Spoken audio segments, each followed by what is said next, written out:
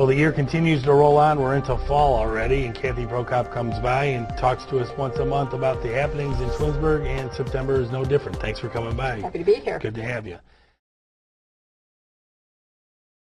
All right.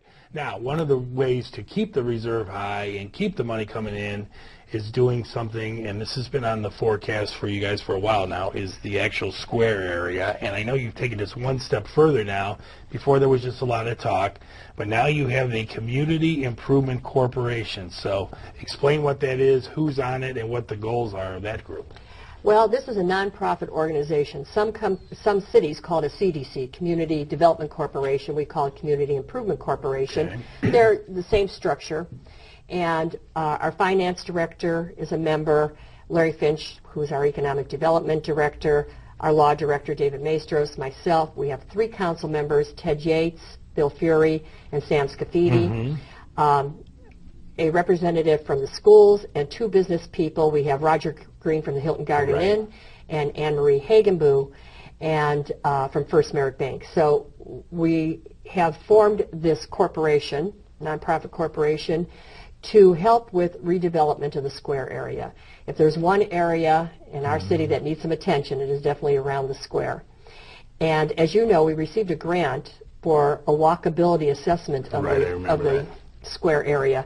And they didn't really need to tell us, but we knew it. We're not very walkable, we're not very pedestrian friendly, we're certainly not a destination. Yeah. So these are all the things that we're trying to transform the center of town into being. And we're looking at the different quadrants, the northeast quadrant of the square, the southeast quadrant. We've been purchasing properties along Ravenna Road so that at some point we can have some cohesive redevelopment, which would include some new roadways so that we relieve the congestion at 82 and 91. We're talking about sidewalks, hiking trails, and to transform the entire center of the city of Twinsburg. And that's what this Community Improvement Corporation is charged with doing. Again, it's so bizarre, though, because, again, the square is Twinsburg Township, and this is so odd how this is all. Now, will they be invited to any of these talks, or do you keep them apprised as to what this group comes up? Well, we'll keep them apprised, but none of, if something came up that would affect that property, obviously they would be immediately But you probably contacted. won't touch the, quote, square. We don't have any intention of touching the square, the grassy area, which is owned by the township. Okay. Now, am I correct in when you said properties along Ravenna Road, I didn't even realize there was a trailer park or something alongside of where the old library used to be, which is the Sharon School of Dance, or Richter Court, I think is the road.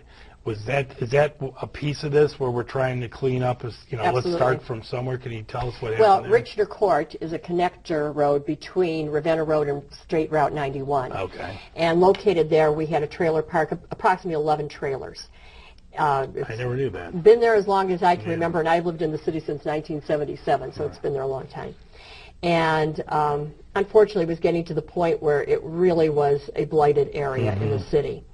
So we were able to negotiate with the property owner that the city would purchase the trailer park, and we did. And all of those trailers, the residents were told that they would have to move. The trailer park has been closed down, and the trailers have been removed. Okay. Now, the person that owned it still lives there, though, but she doesn't live in a trailer. No, the person who owns it lives in a corner house, and we split the property off. So she now owns a portion of what was a larger piece of property, and we own the portion where the tractor. But again, this is like a beginning phase of looking into that whole grand picture. Right, and I know it took a long time for us to accomplish this. We've been getting complaints to do something with that area for a long, long time. But as in everything in government, it goes very slowly, but we've been working through the whole process and finally have that piece accomplished. But yes, we're trying to assemble property, and we're trying to revitalize the square area. Okay. Let's take our break. We'll come back and talk a little bit about the old school, because that seems to be on everyone's mind, or a lot of certain people's mind, and then we'll finish things out. So stay with us. All right, let's get into this old school. And let me start this with, no, the city had nothing on the docket to go in there and tear down the old school. There's no time frame on this, correct? That's correct. All right. Well, you asked the Architectural Review Board, I guess there needs to be something that's approved by them for the city to have the permission to tear it down. and that was not granted. In fact, I think it went down 4-1 or 5-1, whatever it is there. Does that surprise you that it's not often that you hear a little board that's, volunteers for the city wouldn't agree with what the administration, council people, et cetera, would want to do? Is that rare, do you think? I think it's, yeah. That's I don't remember rare, that happening. Okay. It is a little bit rare. This has been an ongoing issue for people in city administration probably the last 6 or 7 years. We were aware that Kent State would be building a new building and moving out of that old school. Right. So we have been assessing that property for years and years, and that's why we did a feasibility study for museums and shops and things like that to go in the building. Mm-hmm. We looked at putting an incubator, a business incubator in there. We talked about that many times. And then we also had a feasibility study on how much it would cost to renovate the building, and again, $4 to $8 million. So we've been doing our due diligence over the years to figure out what we can do with this property. Mm-hmm. We really have come to the conclusion that it is just way too expensive to renovate the building. If you went in there and saw it with your own eyes, you would understand why. There's original plumbing and electrical, and the building, the new section and the old section is offset by just about a half a story, and it's just a really cumbersome building to deal with.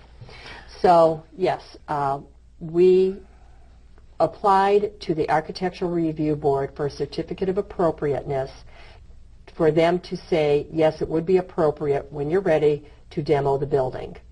And that was the first step, what we had to do. And the ARB came back after their meeting in September and deemed that the building was historic.